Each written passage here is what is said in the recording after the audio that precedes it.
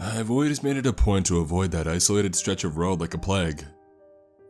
I'd heard so many stories about it, and even though I was certain that most of them were untrue, my disbelief did not squelch my fear of driving it.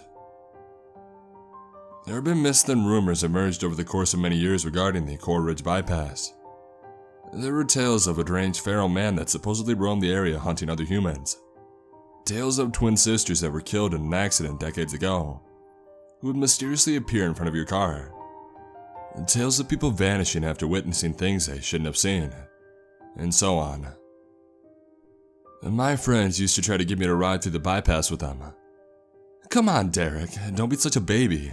Everybody should go through at least once. They would tease me like that nearly every weekend, but I never relented.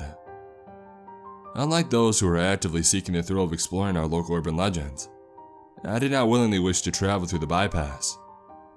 However, on one rainy night, I had no choice as an 18-wheeler had overturned on Highway 53, and my usual route home was completely closed off. I sat in my car watching the flashing red and blue lights 100 feet ahead. My headlights exposed the metal ribbing of the underside of the semi's trailer, and my windshield wipers kept time, crisp as a metronome. The clock on my dashboard told me it was 1:32 a.m. Just a few yards ahead and to the right was the turnoff. The reflective green street sign pointed into a black void in the otherwise dense woods. The Coral Ridge bypass, it stated, giving me more of the impression of a warning than that of a helpful direction. Turning around and going back the way that I'd come was not really an option. If I did that, I would have to drive about 35 miles out of my way in order to get home. Maybe I can wait it out, I thought to myself. But it didn't take long before I realized how foolish that was. It might take hours to clear the wreck. A policeman approached me and stood for me to roll down my window. "You're gonna have to take the bypass, son," he said, leaning towards my open window. He was a tall, thin man with sunken blue eyes and dark sideburns. There was transparent cellophane stretched over his trooper's hat, which caused the raindrops to beat up and roll off of it. "Is there any other way?" I asked. "Not unless you turn around and backtrack to the interstate. It's quite a ways further, though." He must have noted the look of concern on my face, so he added, "Don't worry, son. Those are just stories that people tell." I thanked him, and I resigned myself to facing my fears and taking the bypass. He motioned me forward, and I slowly turned onto the desolate road. Tall trees towered overhead on both sides. They seemed to lean forward and blend together at the top, creating a tunnel effect. My headlights briefly exposed each massive trunk as I progressed deeper into the woods. I tried to stay focused on the pavement because if my gaze lingered under the woods beside me for too long, the trees would take on unnerving shapes. Knotholes became gaping mouths. Twisted branches became arms and hands attempting to prevent me from going any deeper. Roots became feet, poised to break forth from the soil at any moment and step into my pathway. I blinked my eyes forcefully to rid my mind of the frightening images. My windshield wipers began to squeak dryly on the window. I had no doubt that it was still raining heavily somewhere overhead, but most of the droplets were unable to penetrate the tree coverage. I dialed the knob back to an intermittent cycle with a much longer pause between swipes. Every so often there was a break in the trees containing a narrow gravel road that led into the woods. I must have passed 4 or 5 of those. Undoubtedly, they were the driveways of reclusive landowners. Some had no trespassing signs posted, others had rusty metal gates across them. They didn't have to warn me twice. There was no way I was going to take one of those paths, only to be greeted by somebody on the front porch of a dilapidated trailer home brandishing a shotgun at me. No sir. I had never seen so many twists and turns in a road in my entire life. The signs that warned of up-and-coming hairpin curves were old and barely visible in my headlights. Thankfully though, I could still make them out, since any turn with a speed limit of 10 miles per hour had to be taken seriously, lest one drive off the low shoulder and come to the rest wheels up in the ditch. I had just exited one such turn when my headlights glimpsed a scene that took me by complete surprise. To my right was another gravel drive, and off the road blocking the drive was a van. It appeared to be an older van, a late 1970s model maybe, and it had been cheaply painted in flat black, possibly with spray cans by the look of it. There were no side or rear windows, but the rear access doors were wide open, and there were two men standing at the back. All the vehicle's lights were off. Startled by the scene, I slowed down, initially thinking that somebody was having car trouble. But the closer I got, I realized that the men were leaned over, struggling with something inside the back of the van. Whatever it had been was wrapped in some sort of plastic trash bag. A plume of exhaust rose around them as the van idled with a low gurgle. As I eased past, one of the men looked directly at me. He was thin and had a full brown beard. He wore a flannel shirt and a straw hat, and had a cigarette pressed tightly against his lips. His eyebrows sank as he gave me a look of disgust. The other man was bald, slightly overweight, and wore denim overalls. I could not see his face. I did not want to know what those two men were up to, so I sped up a bit and I drove on. I could feel my elevated pulse throbbing in my neck, and I wanted nothing more than to emerge from the desolate woods and back onto Highway 53. How much longer is this road? I wondered aloud. It seemed to go on forever, but eventually the trees had thinned and the twists and turns straightened out. The rain returned to its prevalence on my windshield, and I saw an intersection ahead with a junction sign for Highway 53 reflected in my lights. The guardrails lining the wide highway came into view. I breathed a sigh of relief as I slowed at the stop sign, then turned right onto 53 and I proceeded home. I slept very lightly that night, if it could even be called sleep at all. It was more like drifting in and out of consciousness, accompanied by the occasional fever dream of the two men struggling with the wrapped object in the back of the van. I repeatedly saw the bearded man scowling at me as I crept past. I must have awoken in a cold sweat at least 3 times. The last awakening was at 3:54 a.m. I remember because I looked over at my alarm clock after hearing the sound outside. I lay there in bed and listened to the distant peals of thunder and the rain pounding on the roof. The thunder then took on a steady sound as if it was holding an endless note. The longer I listened, the more that it dawned on me that it wasn't thunder at all. What I was hearing was a car engine, except its sound did not fade into the distance as a passing car would. It seemed as if somebody had stopped in front of my house. I got out of bed and I entered the bedroom across the hall, facing the street. At the window, I separated the blinds in a tiny sliver, just enough to peer through with a single eye.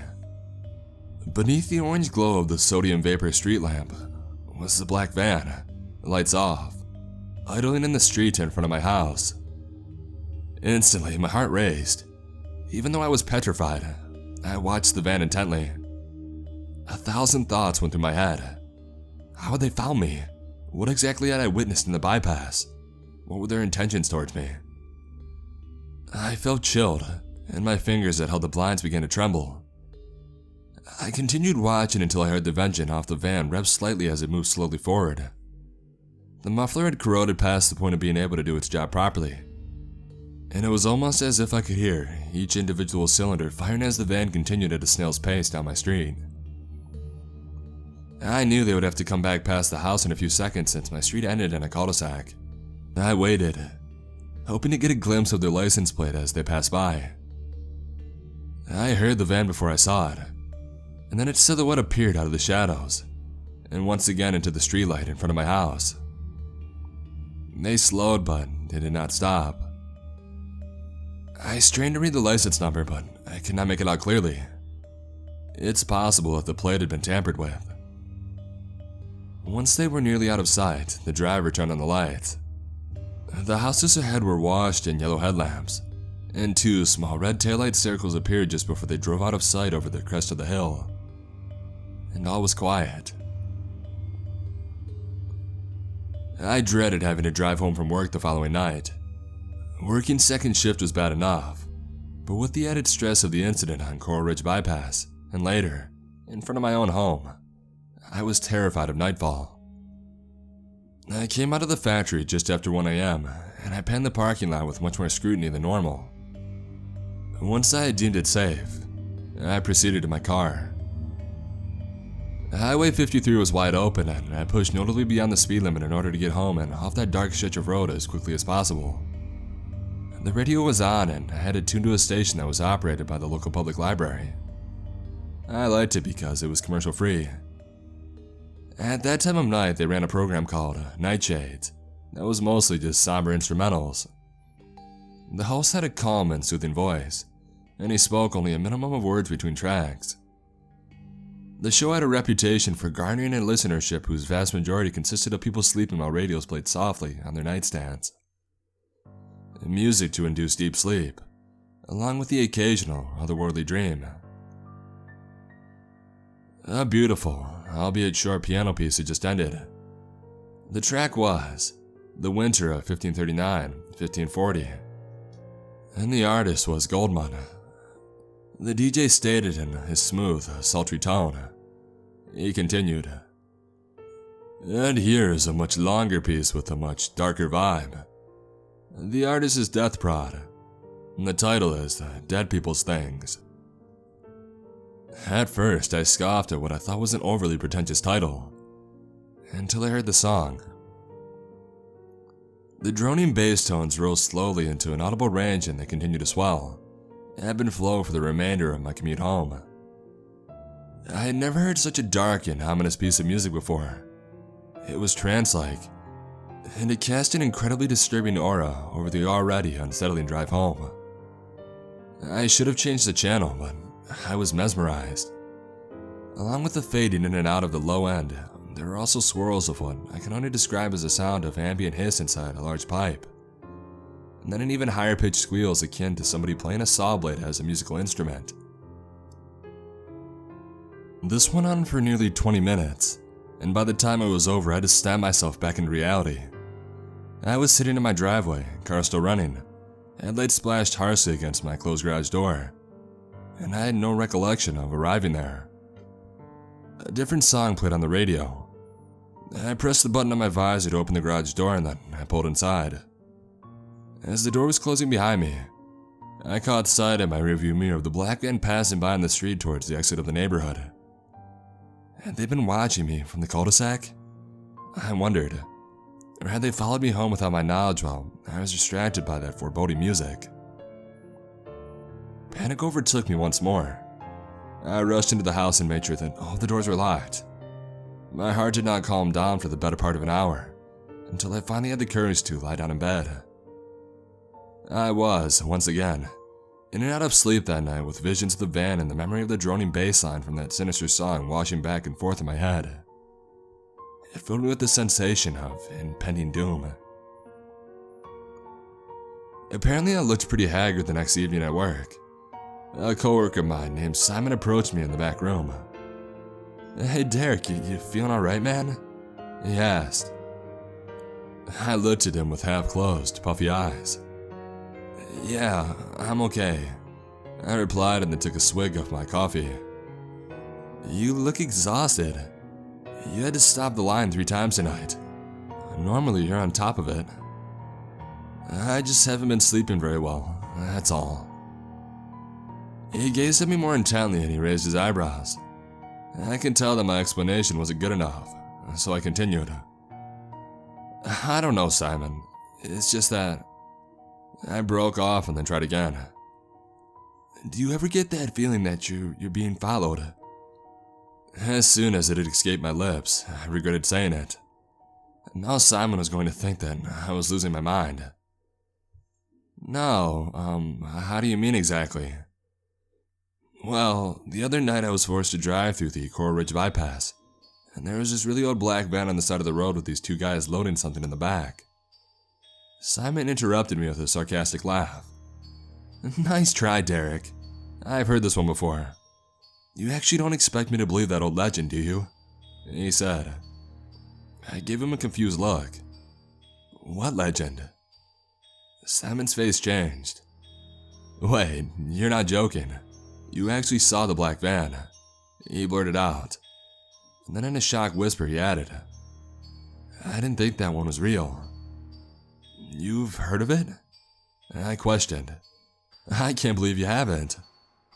I shrugged and I shook my head back and forth impatiently. hoping he would get to the point and fill me in. He did. Supposedly, there are these two guys, brothers I think, that used to ride around in this blacked out van. This was back like in the early 80s. One night, they had a little bit too much to drink or maybe a little bit too much to smoke, if you know what I mean, and they hit a man that was jogging. I know, it's stupid to be out jogging on the bypass, right? But that's how the story goes. Anyway, they took the body with them to get rid of it later, but another lady who was driving by at that time witnessed them packing up the body. They vowed to not let her get away, and they tracked her down and they killed her too. And the legend goes that if you see the van when you're driving through the Coral Ridge bypass, the guys will come after you too, and they won't give up until you're dead. I couldn't believe what I was hearing. But that happened like 30 years ago. I said, how could they still be out there stalking people today? Simon leaned against the snack machine and he crossed his arms. He breathed in deeply and exhaled long and slow. And finally he said, Derek, those guys are dead. They were killed in a shootout when the police came to arrest them for what they'd done to the jogger and the witness. I felt the stress mounting and I rubbed my temples. I couldn't believe my friends had never told me about this one. Simon glanced at his watch and stood straight up and said, well, gotta get back to work. I seriously hope you're joking with me, dude. And then he walked out of the break room. I hope you are. It was all that I could muster as the door had swung shut behind him and the room was empty. The remainder of my shift was completely unproductive. So much so that my boss actually pulled me off the line and he sent me home at 11. My eyes were heavy on the commute home. I switched the radio to a classic rock station since the Nightshade's program was only making me sleepier. I felt somewhat more alert after that, so I guessed it worked to a degree. There were very few other cars on Highway 53, which allowed me to hum along at a good pace. Suddenly I was blinded by a bright light in my rearview mirror. I squinted, but I tried my best to focus on the source. I was able to make out two headlights that had just switched on directly behind me. I had no idea how long this vehicle had been following me without the lights, but I instantly knew that it had to be the van, and I wasn't about to let them run me down and kill me. I pressed the accelerator and put a bit of distance between us. The van matched my speed and nudged even closer than before. Suddenly red and blue flashing lights appeared above the headlights, and I muttered a few choice words while I slowed my car to a stop on the side of the road. The cops must have been hiding in the dark on the side road, and then pulled out behind me before turning his lights on. The officer approached my window. It was the same officer with the headlight and the sideburns that were at the truck accident scene the other night. License and registration, he commanded dryly. There was a look of recognition in his eyes when he took the documents from me.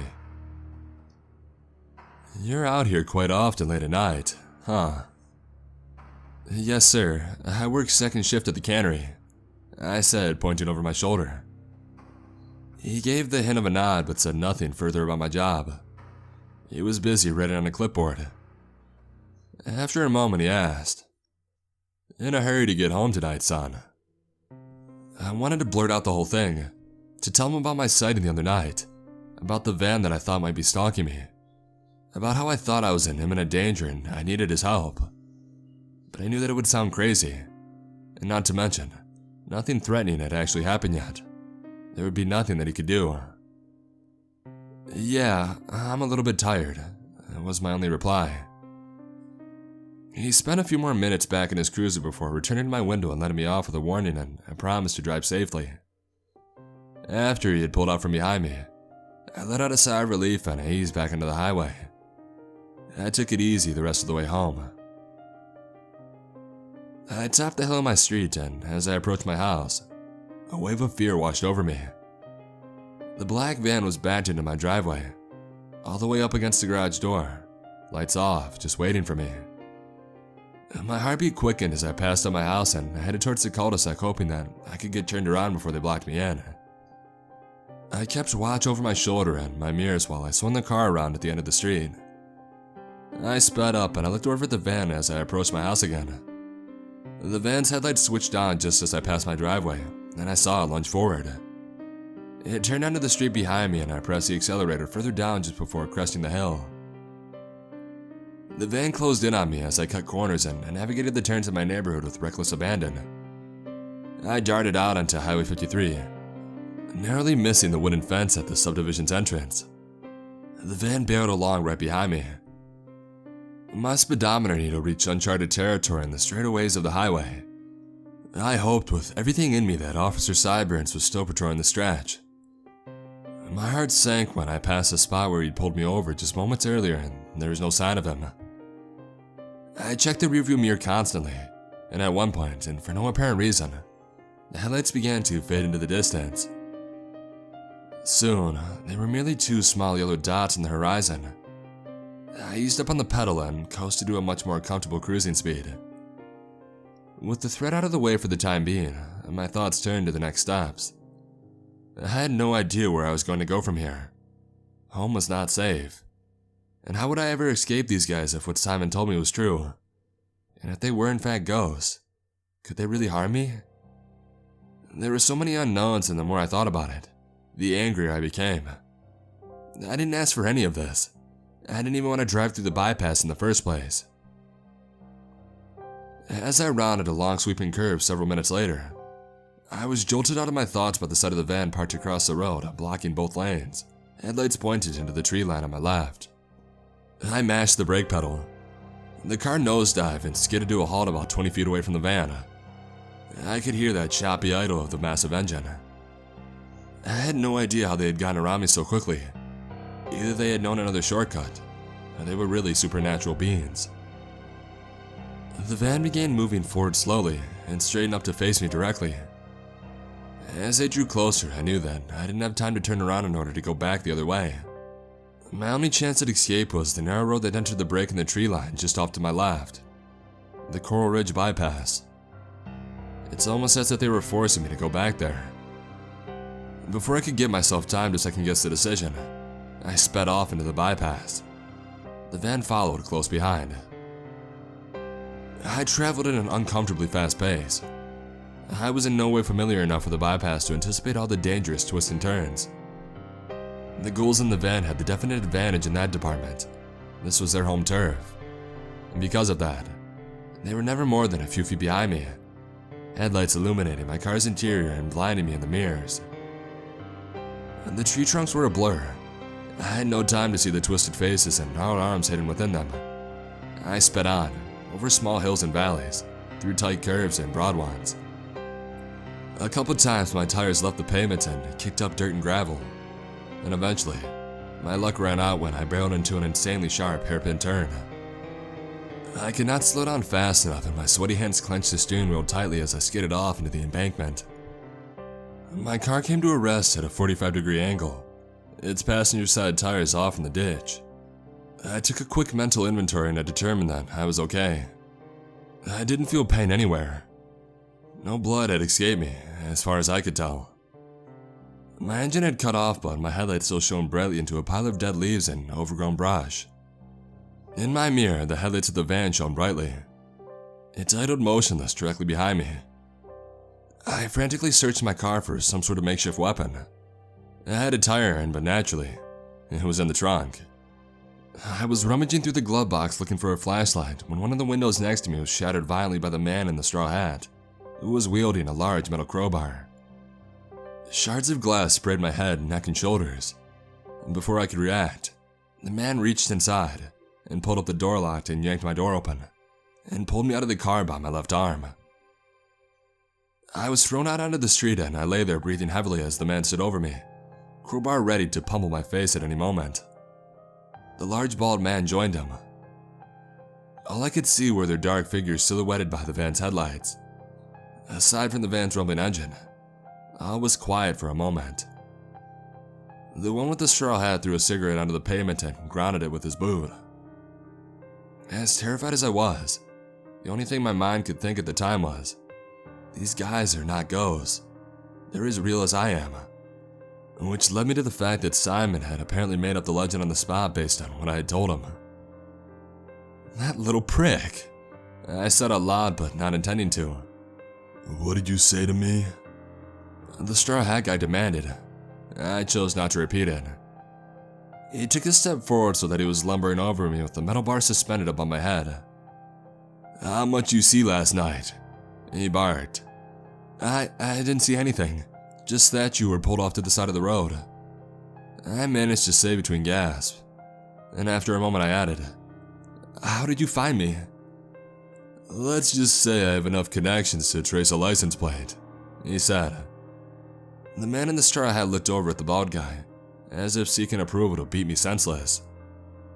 "He could be telling the truth," the bald man declared matter-of-factly, and then, after thinking over what they had already done to me, he said, "But we've got to finish what we started." The straw hat man lunged forward and raised the crowbar high overhead. I rode quickly to my right and the bar landed just behind my back, sparking as it struck the pavement with a loud clang. And during the moment that he was attempting to reset his swing, I was able to scramble to my knees, and then my feet and run into the coverage of the dense trees. I made my way deeper into the woods and I stopped behind a wide tree trunk. I peered back in the direction of the van. The two men were still standing in the beams of the headlights, yelling and arguing with one another. I tried to remain as quiet as possible. I could not make out everything that was said, but I was able to gather enough of their words to determine that what they'd been involved in recently included the elimination of several witnesses that were threatening to expose their meth ring. Suddenly there was a rustling of movement in the foliage off to my right. I stood as still as a statue and I listened in that direction. The movement became more pronounced and frantic until finally I saw a figure burst out from the tree line and into the street where the van was parked. The two men immediately stopped arguing and turned to face the beast. At first, I could not make out exactly what it was since the creature approached the men on all fours. It had the appearance of a crouched over man, but it moved much too quickly on its hands and feet to be entirely human. It had an immense amount of facial hair, so much that it was so difficult to make out any distinct features of the face. When the beast stood upright to confront the man, that's when I knew that I was seeing the famed feral man. He was tall and incredibly muscular. It was hard to be certain from my vantage point, but it appeared that he wore no clothing. The deranged man pounced onto the criminal with a straw hat and a crowbar first. The bald one took a few steps backwards and watched helplessly. The metal bar clanged against the pavement and its echo rang out into the woods. I heard cries of torment, the likes of which I never want to hear again. Soon the man's body lay limp on the road and his straw hat came to the rest atop the pool of blood a few feet in front of him. The creature turned its attention to the bald guy, who was attempting to enter the driver's door of the running van. It was no use as the wild man grabbed his left arm so hard that I can only assume, based on the scream, that his shoulder was dislocated. But the screams were short-lived. After several more seconds of clawing and tearing, the large man collapsed to the ground. With the fresh kills completed, the feral man grabbed one of the bald man's ankles in his left hand, and then he took one of the other man's ankles in his right. He dragged the corpses off of the street and disappeared into the thick, dark woods, leaving two streaks of red onto the pavement. I didn't want to think about what he was going to do with the bodies. I stood in my wooded hiding place for what seemed an eternity with my pulse in my throat and an acidic taste in my mouth. The only sound was the low rumble of the van's engine still idling. I knew that my car was incapacitated, so after enough time had passed that I felt safe enough to emerge from the woods, I made my way to the van, got into the driver's seat and headed directly for the police station. In the cargo area behind me was a pile of large plastic bags filled with things I didn't want to see. And the smell was so unbearable, I wanted to vomit. Tears filled my eyes, and I wasn't sure if it was due to the air inside of the van, or because of what I had just experienced. I began trying to piece together a story that the police would readily believe. I feared that they would dismiss me as crazy if I attempted to convince them that I knew at least one of the legends of the Coral Ridge bypass to be true. I had seen him with my own eyes. I also hoped that they wouldn't try to place the blame on me for whatever brutal atrocities were contained in the back of the van. But those things all could be dealt with in due time. For the time being, I was just glad to be alive. And I couldn't wait for the bypass to empty back out onto Highway 53.